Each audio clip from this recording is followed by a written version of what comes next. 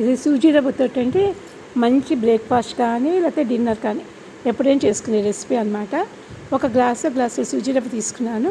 ఎంత సూజీ రవ్వ తీసుకున్నా అంత వాటర్ కలిపేయాలండి. ఒక 2 స్పూన్స్ ఏమో ఆయిల్ వేయాలి. ఇవి బాగా కలిపేసేసి బ్లెండ్ చేసేసుకోవాలన్నమాట. అప్పుడు ఏంటంటే మనకి చక్కగా డోలాగా వస్తుంది. 2 స్పూన్స్ పెరుగు వేసానండి. ఇది పుల్ల పెరుగు, ఏ పెరుగునా పర్వాలేదు అనమాట. ఏ పెరుగు వేసినా పర్వాలేదు. ఇలా కలిపేసుకున్న తర్వాత దాంట్లో కొంచెం జీలకర్ర వేసేసి ఈనో అండి, ఈనో వేస్తే కనుక అది చక్కగా పర్మెంట్ అయ్యి బాగా వస్తుంది అనమాట. మనకేంటంటే ఇన్స్టెంట్గా చేసేసుకుంటాం కదా, అందుకని ఈనో వేయాలి. ఇది బాగా కలిపేసి ఈనో మాత్రం అండి మన స్టవ్ మీద పెట్టే ముందరే వేయండి, ముందర వేసేయద్దు. స్టవ్ మీద పెట్టే ముందు వేస్తేనే బాగుంటుందన్నమాట. రుచికి తగ్గట్టు సాల్ట్ వేసుకోండి. కొంచెం షుగర్ కూడా వేసుకుంటే బాగుంటుంది. ఇష్టం లేని వాళ్ళు స్కిప్ చేసేయచ్చు, షుగర్ లేకపోయినా బాగానే ఉంటుంది. కొంచెం పైన కారపొడి కూడా జల్లుకుంటేనండి లైట్గా అనమాట, పిల్లలు తినడానికి చాలా బాగుంటుంది.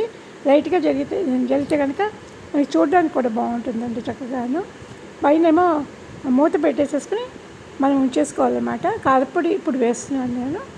కారపొడి బాగుంటుందండి, లైట్గానే వేస్తున్నాను. చూడడానికి కలర్ఫుల్గా కనబడుతుంది, పిల్లలు ఇంట్రెస్ట్గా తింటారనమాట. ఇదేంటంటే ఒక 10 మినిట్స్ ఉంచితే కనుక బాగా కుక్ అయిపోతుంది. ఒక స్పూన్ పెట్టి నొక్కి చూస్తే కనుక స్పూన్కి అంటకపోతే కుక్ అయిపోయినట్లు లెక్క అనమాట.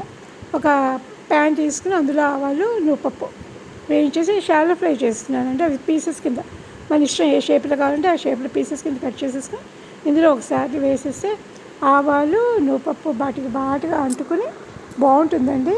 ఇందులో నేనేం చేశానంటే టమాటా పెరుగు పచ్చడి చేశాను, బాగుంటుందని. ఒకసారి అయితే ట్రై చేయండి, నచ్చుతుంది అందరికీ.